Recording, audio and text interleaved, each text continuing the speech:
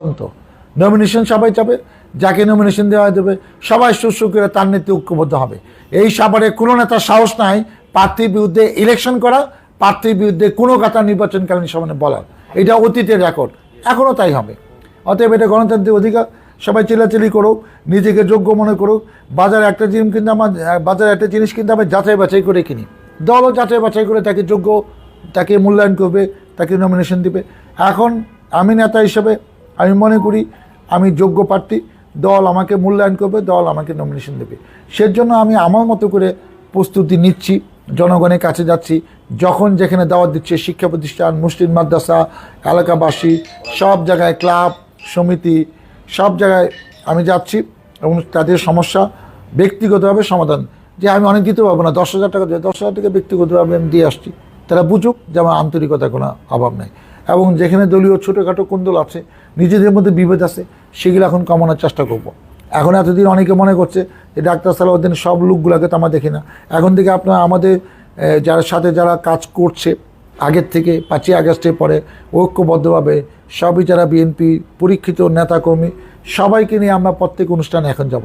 জনগণ যেন বুঝতে পারে যে ডাক্তার সালাউদ্দিন তার সমস্ত পর্যায়ে নেতাকর্মীকে ঐক্যবদ্ধ করেছে, করে এখন জনগণের কাতারে যাচ্ছে, জনগণের সামনে যাচ্ছে, জনগণের সাথে কথা বলছে, মত বিনিময় করছে। এবং বেশিরভাগ জায়গায় আপনি গিয়ে দেখবেন জনগণের যেটা সমস্যা, মত বিনিময়, যেসব কথা বলতে চায় সেগুলো আমরা তাদের সাথে আলাপ করে সেই সমস্যার সমাধান করব। এবং ধরেন আজকে থেকে আনুষ্ঠানিকভাবে শুরু হলো। আমরা আজকে শিমুলিয়া, ঐতিহ্যবাহী শিমুলিয়া গ্রামে আজকে জনসভার মাধ্যমে এই কার্যক্রম শুরু হবে। এবং আমরা চাই, আমি প্রতি মঙ্গলবার সাভারে বাসায় এখন থেকে আমি সময় দেবো সকাল থেকে রাত পর্যন্ত, এবং আশুলিয়াতে শনিবার সকাল থেকে রাত পর্যন্ত সময় দেবো। ওই দিন অন্য কোনো প্রোগ্রাম থাকবে না। আমি জনগণের সাথে, পেশাজীবী মানুষের সাথে এবং নেতাকর্মীদের যা যা দুঃখ কষ্ট সমস্যা এগুলো সমাধান করার চেষ্টা করব। এখনও যারা আমাকে নিয়ে ভুল বুঝছে, যারা আমার সাথে এক কাতারে এখনও আসে না, অথচ দল করে, দলে পদ আছে, আমি চেষ্টা করছি আমার যোগ্যতা দিয়ে, আমার দক্ষতা দিয়ে, আমার ক্যারিশমা দিয়ে তাদেরকে আনা।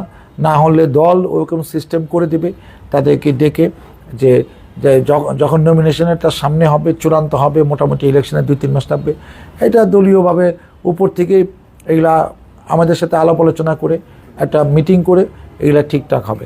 অতএব আমি এটা নিয়ে মোটেই চিন্তিত না, কারণ যেহেতু আমাদের ঠিকানা একটা, আমাদের নেতা খালেদা জিয়া, আমাদের নেতা তারেক রহমান, অতএব তার দল আমরা করি, দল তো একটা, অতএব আমাদের যাওয়ার কোনো জায়গা নেই। দলের নির্দেশ আমাদের পালন করতে হবে। যার যা অবস্থান থেকে আমরা এই ব্যাপারে 100% নিশ্চিত। দলের সিদ্ধান্ত বাইরে আমরা কেউ যাব না, কারো যাওয়ার সাহস নাই, ক্ষমতা নাই। এবং আমরা দলকে ভালোবাসি।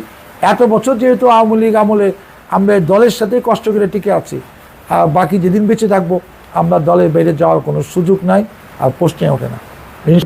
যে 1 মাসের মধ্যে সাভারের যেটা পরিবর্তন, যেটা জনগণ এতদিন দেখে নাই, সেটা একটু একটু করে ঐক্যবদ্ধ বিএনপি আভাস ইঙ্গিত, ওই যে পায়ের আওয়াজ পাওয়া যায় সেই নাটকের মতো এখন থেকে দেখবেন যে পায়ের আওয়াজ পাওয়া যাচ্ছে। সবাই আস্তে আস্তে দূরত্ব কমিয়ে এক পতাকা তলে ঐক্যবদ্ধ হচ্ছে, এবং এটা শুধু সময়ের ব্যাপার। আপনারা অপেক্ষা করে, সবার জন্য ভালো খবর আছে, দলের জন্য, মানুষের জন্য, সাভারবাসীর জন্য। সবাই ভালো থাকো। আগামীতে একটা সুন্দর বিএনপি, ঐক্যবদ্ধ বিএনপি নিয়ে আমরা নির্বাচন মাঠে থাকবো, এই প্রত্যাশা ব্যক্ত করে আমি আমার বক্তব্য শেষ করছি। আল্লাহ।